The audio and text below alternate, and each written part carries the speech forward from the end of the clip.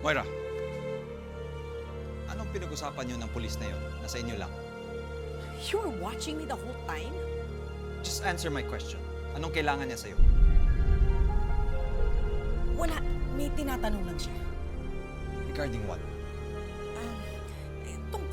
Tungkol do sa kaso mo. It was about your accident. Bakit?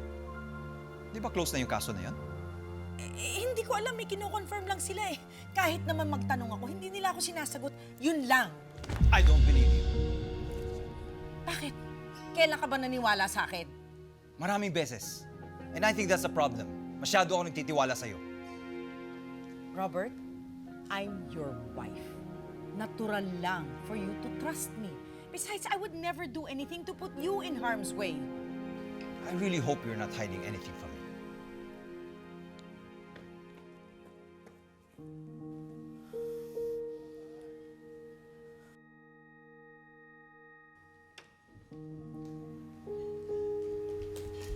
Sir! Andito ka pa rin? Ano ba talaga kailangan mo? At ano ba talaga sikreto niyo ng asawa ko na pati siya ayaw magsalita sa akin? Kung handa kang makinig, sasabihin ko sa'yo. Baka naman inutusan ka lang ng asawa ko na gumawa ng kwento para papaniwalain ako. Walang ganun, Dok. Hindi nga alam ng asawa niyo, nakakausapin ko kayo. Sabihin na lang natin na may tampuhan kami ni Ma'am Moira. At ito yung paraan ko para bawian siya.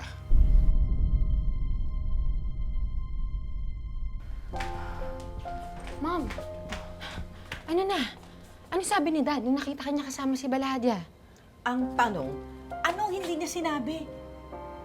Ang daming questions ang dad mo kanina eh. Palagay ko, hindi siya naniwala doon sa palusot ko. Kaya you better be careful around your dad, ha? Baka kung anong masabi mo. Mommy, there's nothing to worry about me. Ang dapat iniintindi mo, yung Baladia na yan. Anong kailangan niya? He was asking for me about his failed attempt kay Dr. Javier. So ano? Binayaran mo naman siya? Of course not. Ano ako baliw? Hindi naman niya ginawa yung trabaho niya. Ba't ko siya babayaran? Mommy, ano ka ba? Dapat binayaran mo siya.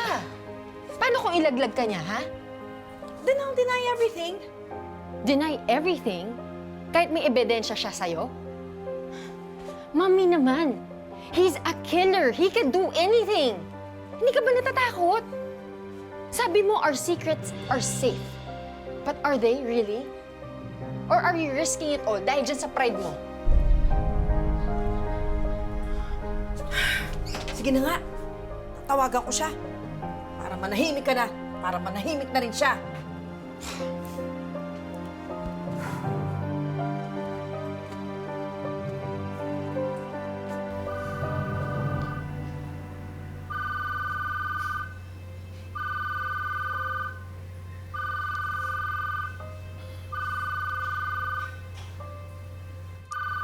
Nasaan na nga ba tayo, Dok, bago ko istorbohin yung pagtawag ng asawa mo?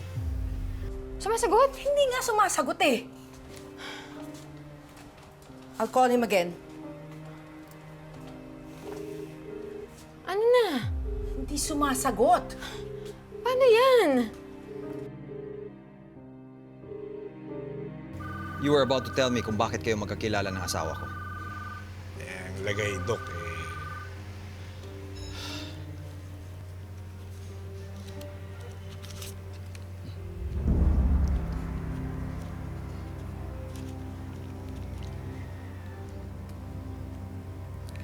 binayaran ako ng asawa niyo para palabasin na nasa possession namin ng hard drive na naglalaman ng CCTV footage nung araw na aksidente niyo. So wala sa inyo yung hard drive? Nasaan? Hindi ko alam. Pero buwan-buwan, inaabutan ako ni Ma'am Moira para ituloy ang kasinungalingan na nasa amin ng hard drive. Basta ang tingin ko, may laman ng hard drive na yon na ikakasira ng asawa mo kaya ganun na lang ang pagpaprotekta niya doon.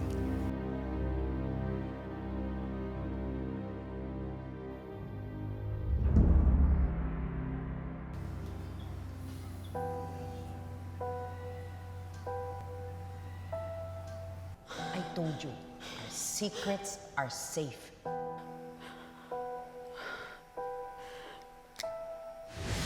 Tingin ko sa pamilya mo dapat mapunta yan. Ano to? Hard drive yan. Andyan yung CCTV footage ng pagkaka-aksidente ng daddy mo.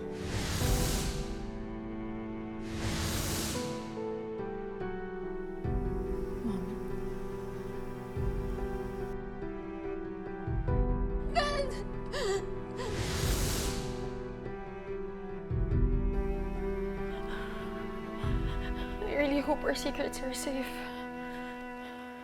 I can't lose my family. I can't lose my dad.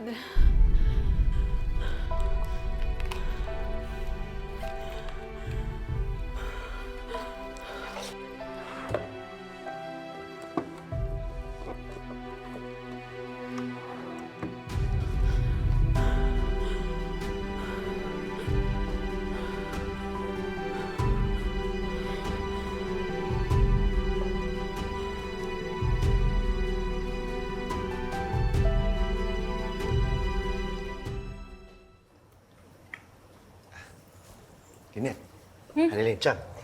Uy! Michael, Lynette, ano bang pag-usapan natin importante? naku, pasensya ka na kung naistorbo ka namin, ha? Halika, maupo ka muna. Oh, sige. Chang, ano ba atin? Didiretsohin na kita, ha? Di ba ikaw yung nagbigay ng hard drive ng CCTV kay Zoe? Ako ho nagbigay kay Zoe noon, Chang. Pero ang tagal na ho noon. Bakit yun naman naitanong?